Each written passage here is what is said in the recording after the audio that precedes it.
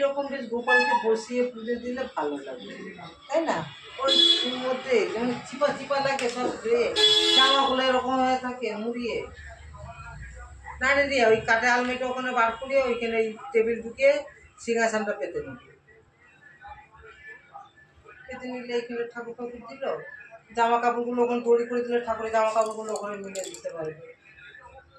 কিন্তু জানলাটা আমার এরকম হাত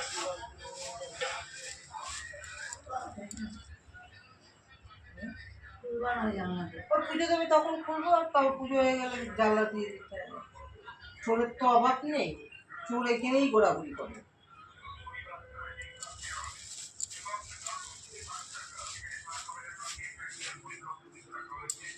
যখন পুজোটা দিবি দিয়ে একটা মাথায় কিছু একটা ঢাকা দিয়ে তারপরে মাথায় কাপড় দিয়ে তারপরে দিবি।